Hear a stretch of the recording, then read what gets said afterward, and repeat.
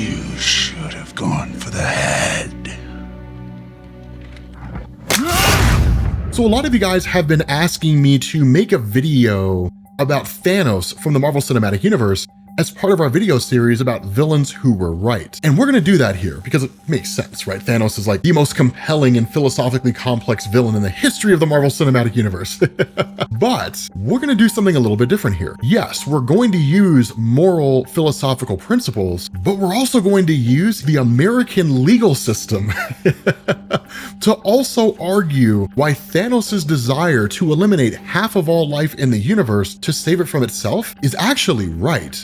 So the first moral principle that I want to focus on here is something called consequentialism, right? That the ends justify the means. That Thanos' entire plan is rooted in the principles of consequentialism, where the morality of an action is determined by its outcomes. Now, in Avengers Infinity War, despite the fact that it had basically been told to us by different characters over the course of the first 10 years of the MCU, Thanos finally steps up and reveals that he really does intend to collect all 6 Infinity Stones and use them to wipe out half of all life in the universe. His reasoning is pretty straightforward, that overpopulation leads to scarcity of resources, suffering, and eventually extinction, and that by eliminating half of all life, Thanos believes he can prevent this fate and ensure the prosperity of the survivors. Now, from a consequentialist perspective, Thanos' actions are justified by the outcome he seeks, a universe free from the threat of overpopulation and the resulting suffering. The philosopher John Stuart Mill, who was a huge proponent of utilitarianism, which is a form of consequentialism, argued that actions are right if they promote the greatest happiness for the greatest number. And Thanos' actions, while they are extreme, are intended to maximize the overall well-being of the universe's inhabitants. That in his view, the sacrifice of half the population is simply just a necessary evil to ensure the survival and happiness of the other half. But there's also legal precedent here, in the sense the United States also supports the idea that extreme actions can be justified by their outcomes. In the case of Regina v. Dudley and Stevens from 1884, which technically was in England and is not really a US case, it is often referred to in United States legal studies. And in this particular instance, the defendants who were stranded at sea killed and ate a cabin boy to survive. Now, of course, the court convicted them, but the case sparked significant debate about the morality of their actions. And while the law itself did condemn them, the principle of necessity was recognized as a potential defense, highlighting the tension between legal codes and moral outcomes. And so for Thanos, his logic operates in a similar space. His actions are drastic, but he sees them as necessary for the greater good. But the next philosophical principle I want to focus on here is liberalism, which emphasizes the importance of individual rights and freedoms. And Thanos' views can be interpreted as an attempt to protect these on a universal scale. I know it sounds crazy to say that, bear with me here, right? Because in his worldview, overpopulation leads to the erosion of individual freedoms as resources dwindle and societies collapse. Thanos witnessed this firsthand on his home planet of Titan, where unchecked growth led to the planet's destruction. By preemptively reducing the population, Thanos believes that he's preserving the freedoms and rights of the survivors, who would otherwise suffer alongside all the other individuals that he didn't wipe out under the weight of scarcity and conflict. Now, the philosopher John Locke, who is by and large the father of liberalism, argued that the preservation of life, liberty, and property is paramount above all else, and Thanos' actions can be seen as a way to protect these principles. By eliminating half of all life, he actually ensures that the remaining half can live freely without the constant fear of resource scarcity and the ensuing tyranny that often comes in these kind of conditions. And while Locke would likely reject Thanos' methods, the end goal does align with the protection of individual rights. But again, in US case law, the principle of self-defense often involves the protection of one's life and rights, sometimes at the expense of another's life and rights. The case of People v. Getz in 1986, where a man shot 4 youths that he believed was going to rob him, highlights the complexities of defending one's rights through extreme measures. That Getz was acquitted demonstrates that the law can actually align with the protection of individual rights through drastic actions. And Thanos, in his quest to protect the right of the many, takes this to a universal scale. But moving into the next one, which I think is actually one of the more interesting, is virtue ethics, which emphasizes the character and virtues of the individual instead of the specific actions. And it provides another another way to look at what Thanos was doing. That Thanos is not a villain driven by greed or personal gain. Instead, he's driven by a profound sense of duty and sacrifice, that he's willing to bear the burden of his actions, fully aware that he will be hated and despised across the universe for all of eternity. But his commitment to his cause, despite the personal cost, can be seen as a form of moral courage and integrity. Aristotle, who was a key figure in virtue ethics, argued that virtues are habits that enable individuals to achieve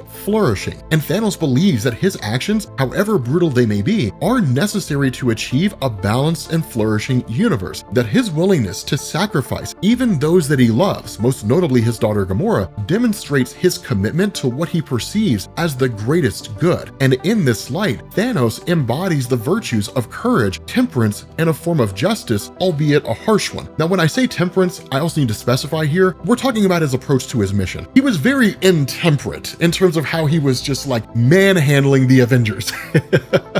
But looking at legal context here, right, the character and intent of the individual can actually play a significant role in the judgment of their actions. In the case of United States v. Bailey in 1980, this addressed the concept of necessity and duress in legal defense, recognizing that individuals can be compelled to commit unlawful acts in pursuit of a greater moral objective. And Thanos' actions, driven by his unwavering commitment to his cause, could actually be seen as aligning with the virtues recognized by virtue ethics and supported by the concept of necessity in legal defense. But moving into absolutism, moral absolutism believes that certain moral principles are fixed and unchanging, regardless of the context. And Thanos' actions can be seen as a rigid adherence to a moral rule that he sets for himself, that the universe must be balanced at all costs, regardless of what has to be done to achieve it. That he sees this as a universal truth, one that he's willing to enforce, even if it means great personal and collective suffering. And this belief in his absolute moral rule is what drives him to pursue the Infinity Stones relentlessly, seeing them as the only means to achieve his vision of balance. Now, Immanuel Kant, a huge proponent of deontological ethics, which itself is a form of moral absolutism, argued that moral actions have to be guided by categorical imperatives, basically universal moral laws that we have to follow regardless of the consequences. And Thanos' categorical imperative is the belief that life must be balanced, and he believes this rule universally, regardless of the specific context or the lives that it affects. In his mind, the moral rule of balance is absolute, and his adherence to that rule, no matter how difficult, is what makes him morally right. In the legal realm, moral absolutism can actually be seen in the application of constitutional principles that are interpreted as unchangeable. The case of Marbury v. Madison in 1803, one of the most important US cases in the history of the legal system, established the principle of judicial review, underscoring the idea that certain legal principles are absolute and must be upheld, even in the face of significant opposition or challenges. And Thanos' commitment to his moral rule of balance mirrors this legal absolutism, where the rule itself is seen as paramount regardless of the consequences. But the final point that I want to make here is moral nihilism, which basically rejects the existence of objective moral truth, arguing that morality is subjective and constructed by individuals or societies. And Thanos, in a lot of ways, embodies this philosophy. He rejects the conventional morality of the universe, which views mass genocide as inherently evil, and creates his own moral framework based on his observations and experiences. To Thanos, the conventional moralities of various civilizations have ultimately failed, leading to overpopulation, suffering, and eventual extinction. In rejecting these moralities, he creates his own path, one that he believes will lead to the greater good. Now, Friedrich Nietzsche, a philosopher that's often associated with moral nihilism, argued that traditional moral values are just constructs of the weak designed to control the strong, but he believed that individuals must create their own values and then live by them, regardless of societal norms. That Thanos' rejection of conventional morality aligns with Nietzsche's philosophy because he sees himself as the only one strong enough to make the difficult decision that everybody knows needs to be made but is unwilling to do. And it creates his own moral framework in which his actions are justified, But in legal context, moral relativism can actually be seen in cases where traditional laws are challenged or reinterpreted. The case of Texas v. Johnson in 1989, where the Supreme Court ruled that flag burning was protected under the First Amendment, challenged conventional notions of patriotism and respect for national symbols. And in this same vein, Thanos' actions challenged the conventional morality of the universe, asserting that his own moral framework is the only one that will lead to true justice and balance. Because if the universe could be a just and balanced place under traditional morality, then why isn't it just or balanced? And so wrapping all this back around, I'm going to do something that I don't normally do. I'm actually going to pick a side and I'm going to make an absolute statement here. And what I'm going to say is that Thanos' belief in the need to eliminate half the universe's population to save the universe from overpopulation and extinction is morally right. That while his methods are extreme, his unwavering commitment to his cause, his willingness to challenge conventional morality, and his belief in the greater good all